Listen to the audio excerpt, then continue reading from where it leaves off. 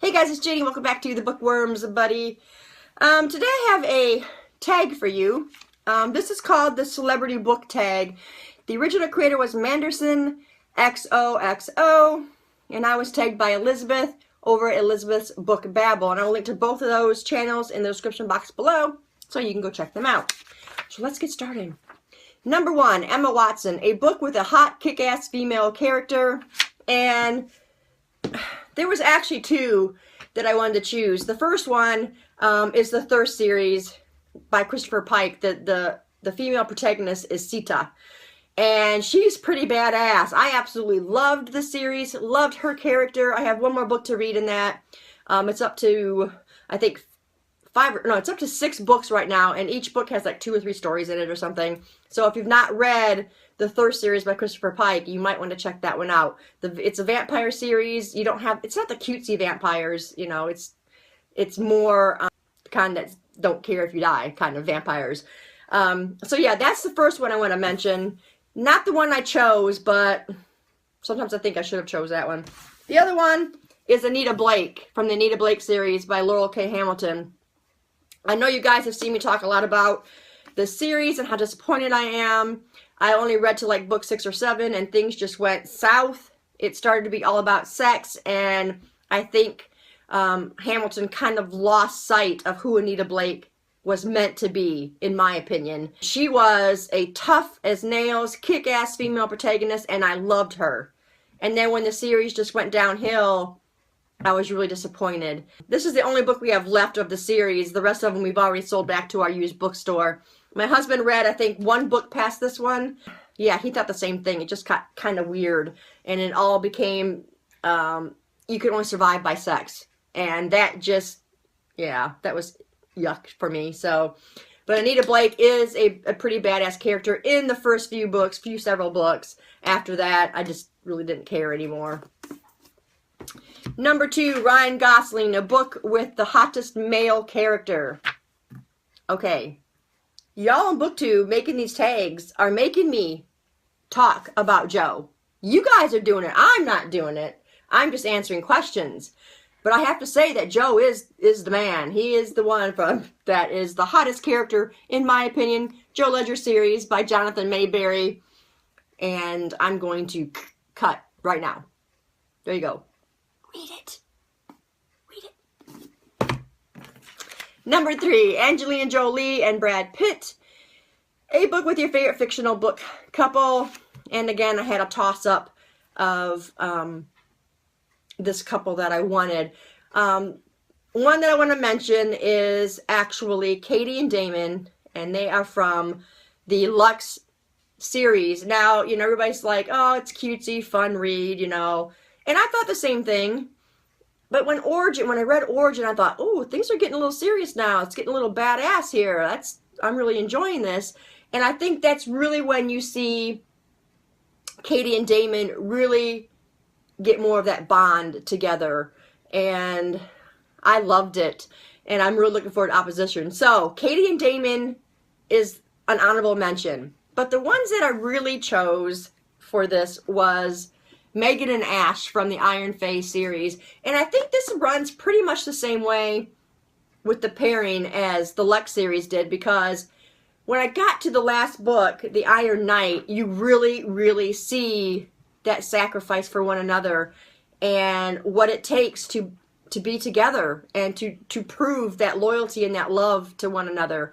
And The Iron Knight really, really came shining through in that aspect, and I just loved that book so much.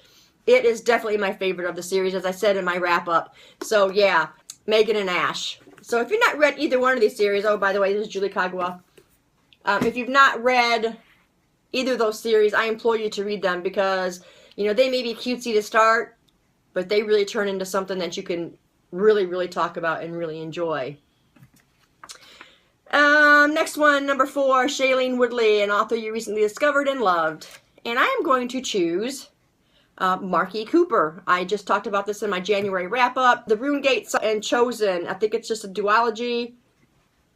I love his writing style. I love how he transitions the plot lines in the books where you don't get confused. You're not sitting there scratching your head wondering what just happened. The characters are awesome. The world, especially in Chosen, is created beautifully, and so much magic. Just absolutely love this duology. If you like mystery, if you like fantasy, if you like witches or magic, you have to check these out. You can get Rune Gate for free from Amazon. I will link to that in the description box below, so y'all can check out Mark E. Cooper. He's a fantastic writer, and I look forward to more of his stuff. Okay, and the next one is number 5, Josh Hutcherson, favorite short story or novella. And for this one, I can't say the first one I chose here is a favorite, but it was essential. We'll just say it was essential. And that was Juliet's story in the beginning of Romeo and Juliet by William Shakespeare. Reading that play, I don't know if I would have been able to make it through it. So Juliet's story is by Jacqueline Renton, and it's in the beginning of this book, where Juliet tells the story, and it's so awesome the way it was written. She's just pretty much narrating the whole story as if she's sitting before an audience and she's telling them what happened. And she made it so understandable that I would have been lost without it. I know they talk about this and they break it down, the play, they break it down in schools and stuff, in classes. I don't have that, so I was completely lost.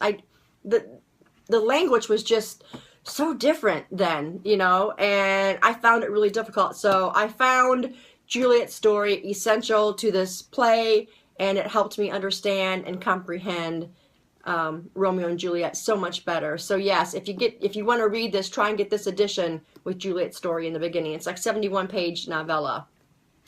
The other one I chose for this, I know it doesn't look like a novella or a short story. It's A Long Walk by Stephen King. But this first came out in the Bachman books, which was 4 books that Stephen King wrote as Richard Bachman. And Long Walk looks substantially smaller in that book for some reason, but it ends up being pretty big. It's 370 pages, but this is a must-read of Stephen King's.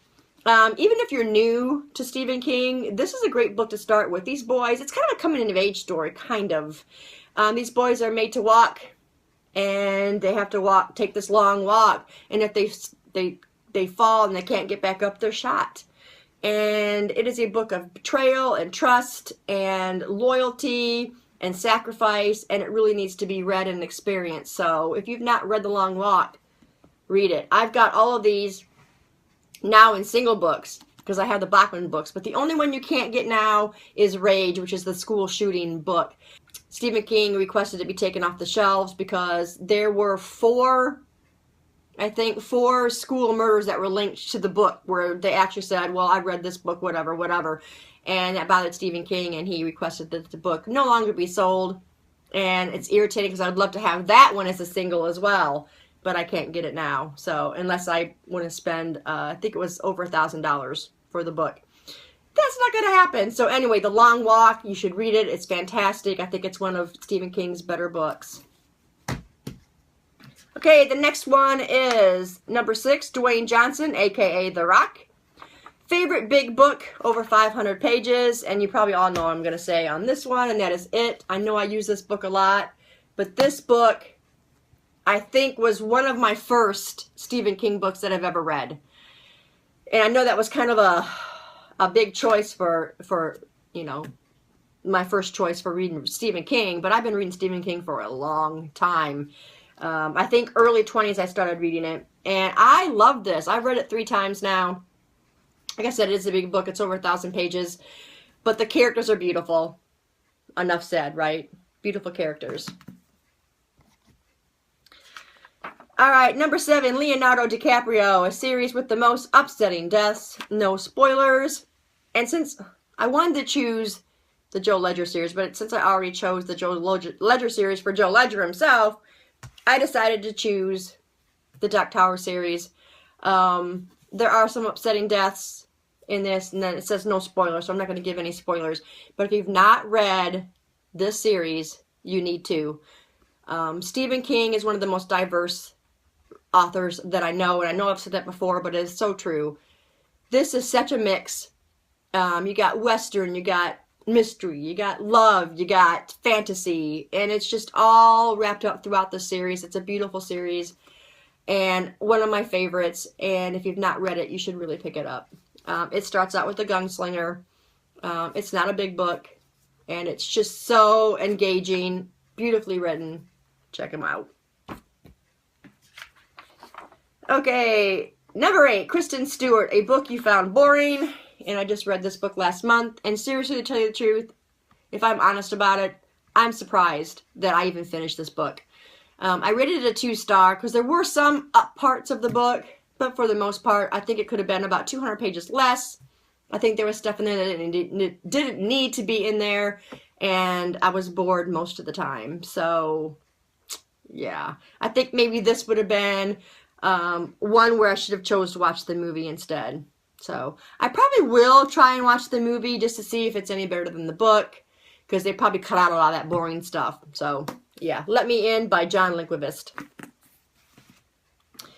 Number 9, Ian Somerhalder and His Cat, the cutest book on your shelf. Marley and Me by John Grogan. I watched this movie. I've not read the book because I know the book is probably going to be even more sad than the movie was. But look at that cover. And this is like a material kind of cover. And the picture is just adorable. And I just love this book for its design. It's gorgeous. Look at that spine. I love it.